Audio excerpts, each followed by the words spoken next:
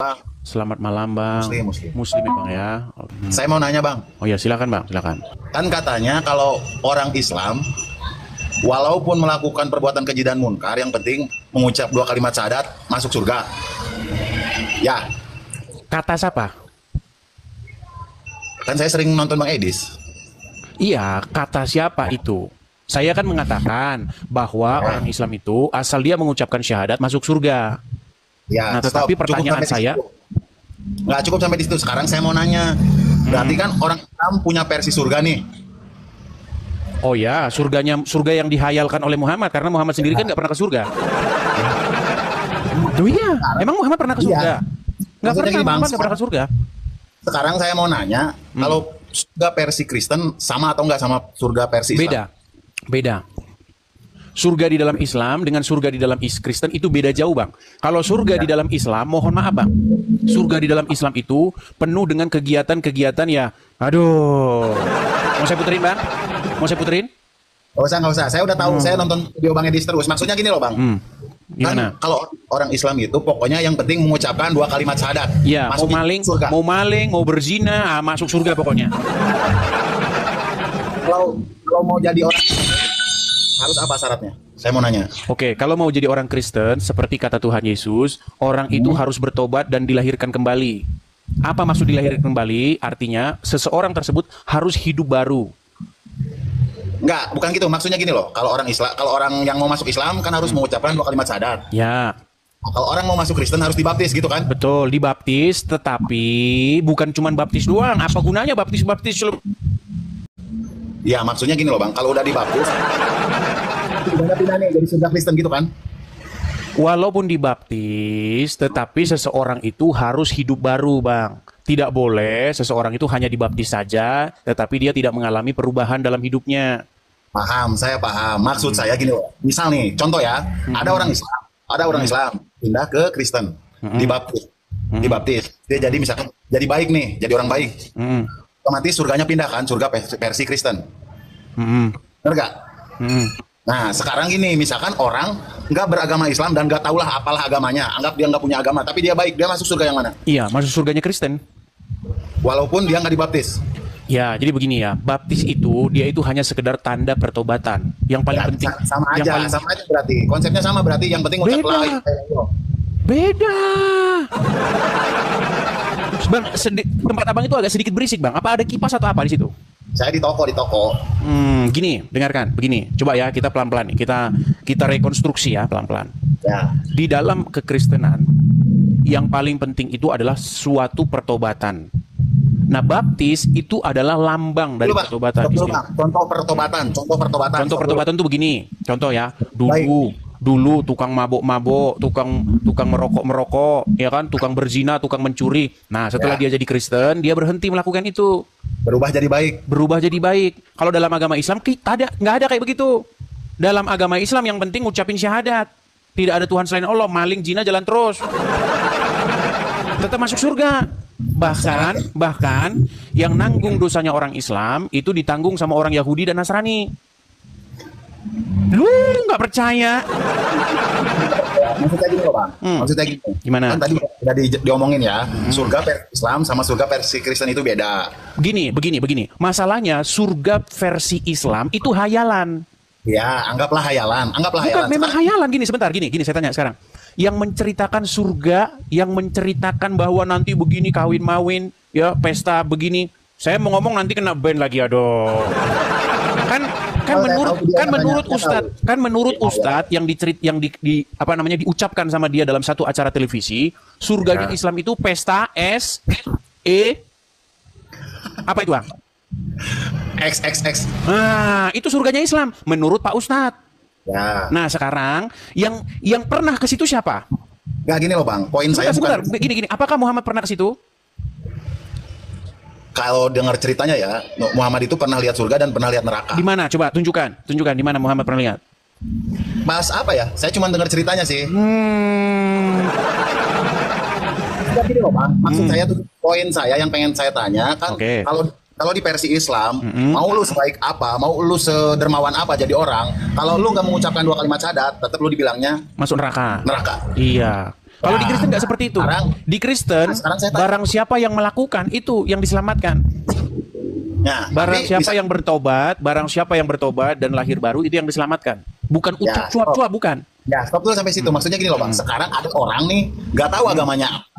Dia anggaplah tidak beragama, tapi dia berbuat baik dan dermawan. Pokoknya paling baik. Ya, itu diselamatkan. Dia masuk ke surga versi Kristen, Masuk surga versi Kristen, ya. Karena di versi yang Islam misalkan. Mana dalilnya begitu? Mana dalilnya? Mau saya tunjuk dalilnya? Nggak perlu, saya nggak perlu dalil-dalil kayak gitu. Karena saya udah sering nonton Bang Edis, maksudnya gitu. Saya kan sering nih ngikutin Bang Edis, saya nonton. Waktu itu pernah juga cuma sama Bang Edis langsung di-kick karena baru ditanya saya udah nggak bisa jawab, langsung di-kick. Nah sekarang saya cuma pengen nanya itu aja. Misalkan ada Tapi orang sekarang baik, gini Bang Ayah Nazma, dulu kayaknya udah lama banget ya, berapa bulan yang lalu? nggak dulu banget sih, sebulan yang lalu lah. Sebulan yang lalu. Nah, tapi lama-lama Anda ngerasa bahwa yang saya katakan benar nggak? Bukan lama-lama, emang saya semenjak setahun 2 tahun ini kan saya sering nonton kayak Buya Sakur, Abu Marlo, Saiful Karim. Jadi yang lebih logis gitu. Jadi yang dipikirnya gini loh, agama itu yang dianalogikan jalan. Kita mau kemana, jalannya lewat mana, yang tercepat dan yang nyaman lewat mana, itu aja gitu. Jadi berarti intinya selama Anda nonton channel saya ini, nonton Buya Sakur, nonton ini, sekarang Anda sudah berubah ya? Berubah. Lihat tuh teman-teman. Jadi Bang, ujung-ujungnya itu maupun kamu beragama apa atau tanpa agama apa, yang penting kamu harus baik. Saya setuju. Nah, jadi kalau pemikiran saya, kamu nggak perlu debat agama gue paling benar, agama itu paling benar, nggak perlu lah kalau kata saya ya. Begini, yang penting lu baik. Begini.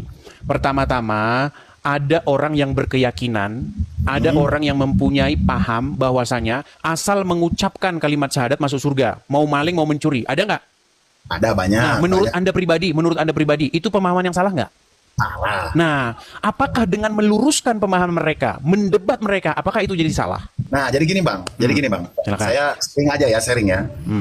Abang ada tahu orang sifat-sifat orang kayak psikopat tahu? Introvert tahu? NPD tahu? Ada lagi yang baru kemarin lah beberapa bulan yang ada setahun yang lalu saya lihat yang apa? Hoarding disorder tahu? Hoarding disorder. Apa itu hoarding? Nah, jadi dia itu di rumahnya itu sampah semua dikumpul-kumpulin sampai sampah. Nah, jadi Bang orang kayak gitu itu emang setelan otaknya udah kayak gitu cacat. Nah, makanya tujuan saya membangun channel ini adalah supaya mereka itu dikembalikan ke jalan yang benar. Nah, Bang, kalau yang cacat mental itu nggak bisa, Bang. Walaupun mau psikolog. Kata siapa? Bisa. Karena di dalam Bible kami beberapa kali Yesus itu menyembuhkan orang-orang yang mengalami disorder tadi. Contoh, orang yang gila disembuhkan oleh Yesus. Ya Kalau kan? gila bukan disorder kayak gitu, Bang. Kalau yang disorder ini pengertian disorder itu apa sih? Apa arti order? Order itu kan artinya teratur, di jalurnya, dia ada di relnya. Kalau disorder itu tidak di jalurnya. Begitu loh. Jadi gini loh, Bang. Kalau kata yang saya ikutin, kan saya ikutin juga tuh ya channel-channel NPD yang kayak gitu ya, narcissistic disorder kayak gitu. Jadi itu setelan otak yang emang harus kayak gitu. Jadi kalau diibaratkan dia itu sekarang saya tanya sama Anda nih. Menurut Anda apakah Muhammad mengalami mentality disorder? Kurang tahu ya saya. Soalnya saya gimana ini? Tapi kan gini, yang mencetuskan, yang mengajari sebuah paham bahwasanya asal mengucapkan syahadat masuk surga, walau maling, walau berzina, siapa yang ngajarin itu? Ya saya kurang tahu ya. Soalnya gini loh, Bang. Muhammad, Bang, gimana? Misalkan Muhammad nih, Abang, kita fair-fairan aja. Jangan Abang bilang Muhammad. Itu memang Muhammad yang ngajarin begitu. Oke, kita okein. Cuman kan saya ceritain jalan pemikiran saya sekarang semenjak saya ikutin Abu Marlo, Buya Sakur, Saiful Karim, terus nonton Bang Edis. Semua itu cuman embel-embel yang istilahnya lu harus ambil jalan tengahnya aja. Yang penting lu harus jadi baik dan jadi orang baik. Gitu saya setuju. Tetapi menjadi orang baik, bagian ya menyadarkan orang-orang yang berpaham salah itu adalah salah satu bentuk menjadi orang baik. Ya, contoh nih Bang, saya kasih contoh nih Bang. Ini Bang, ada orang menyeberang. Di situ sudah tahu kereta mau jalan. Karena dia buta, karena dia begini, karena dia mengalami disorder tadi, dia mau nyeberang. Padahal sudah tahu kereta mau lewat.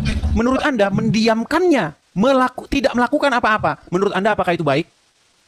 Ya nggak baik lah kalau itu. Nah, jadi jangan mempersempit pengertian definisi baik, Mang. Jadi orang baik saja cukup. Ada orang mau nyebrang mau ditumbur kereta api, diem aja. Nih Bang, saya kasih ayat-ayatnya dalam Bible ya Bang ya. Saya kasih ayat-ayatnya dalam Bible. Sambil Anda bicara boleh, silakan. Jadi gini Bang, menurut yang saya ikutin ya, yang psikolog-psikolog yang NPD kayak gitu, NPD itu bahkan diibaratkan iblis yang berbentuk manusia. Pokoknya berurusan sama NPD itu sulit banget. Maju kena, mundur kena. Jadi biasanya udah iblis yang ada berupa jadi manusia. Ya, tetapi begini Bang ya, kekristenan itu tidak mendefinisikan menjadi baik itu sesederhana yang Abang utarakan tadi. Nah, gini loh Bang, kalau ini kan sense ya, apa namanya, ilmu pengetahuan ya, yang psikolog gitu ya. Ini yang ngomong psikolog, saya sering ngikutin psikolog. NPD itu nggak bakal bisa disembuhkan. Berarti kalau Abang bilang dengan kekristenan bisa menyembuhkan, berarti melawan hukum ini dong. Oh bisa. Oke, ini saya kasih contoh ya. Di dalam Bible, ini jaringan selemot. Gini, di dalam Bible dikatakan begini, jikalau kamu tahu bagaimana melakukan satu perbuatan baik, tetapi tidak melakukannya, kamu berbuat dosa.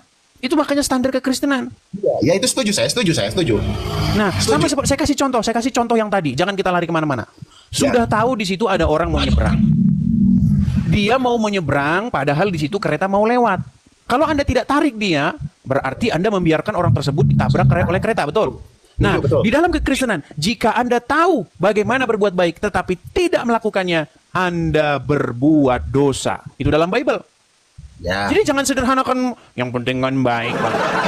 Yang penting kita nggak mengganggu orang. Orang mau lompat, orang mau tidur-tidur di rel kereta api, biarin aja. Bukan seperti itu definisi perbuatan baik. Ya, dengerin dulu. Sekarang saya kasih contoh lagi, Abang. Sekarang saya kasih contoh. Silakan. Abang biasa minum kopi sama gula sehari 5 kali. Pagi, siang, sore, malam mau tidur minum kopi sama gula.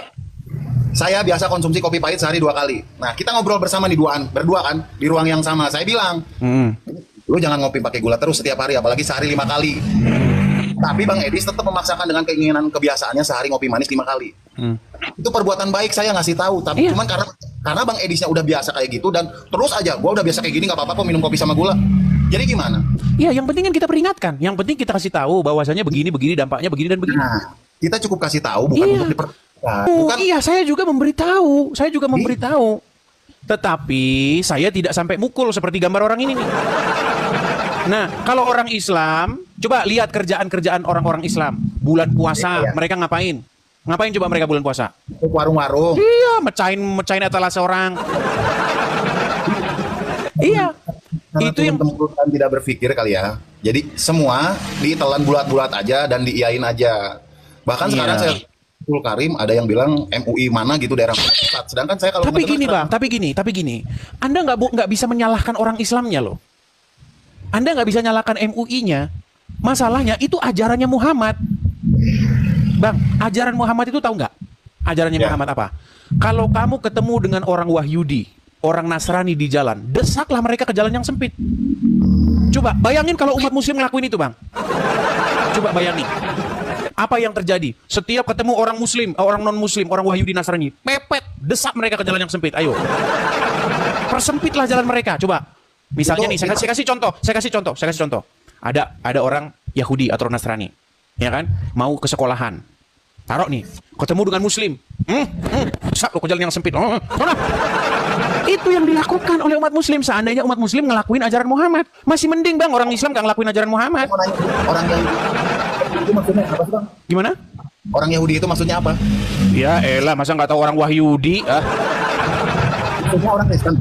Orang Wahyudi, orang Nasrani, siapa itu? Maksudnya orang apa? Ya, masa Abang gak tahu orang Wahyudi dan orang Nasrani? Maksudnya orang Kristen. Ya iyalah, terus apa lagi? Soalnya yang saya tahu cuman kafir atau muslim gitu aja kebiasaan. Iya, bahkan Bang, kalau Anda mengikuti ajaran Muhammad, Bang, saya gini, Anda punya makanan nih. Anda lagi makan.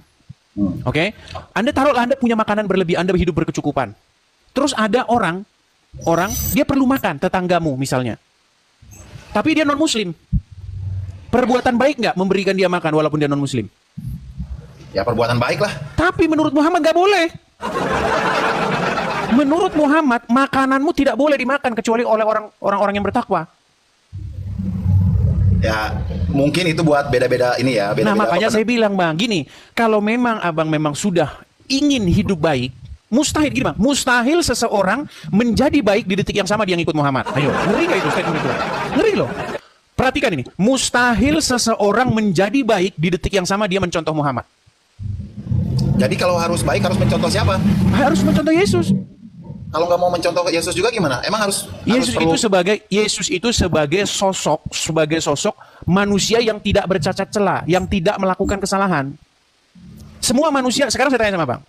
Ini kita bicara logika dan kita juga bicara agama. Menurut logika dan agama Anda, Abang masih muslim ya? Masih menghitung diri Anda sebagai muslim ya? Oke. ya muslim. Oke. Secara logika dan agama Anda, adakah orang yang tidak berbuat dosa? Nggak ada lah. Nggak ada. Berarti tidak ada orang yang layak menjadi sampel kan, menjadi contoh, betul kan? Karena udah berbuat dosa semua, nggak bisa jadi contoh, bener nggak? Nah, menurut Al-Quran, siapa sosok yang suci? Nggak bisa. Makanya yang menjadi contoh itu harus Yesus, Bang. Gimana? Bukan Muhammad.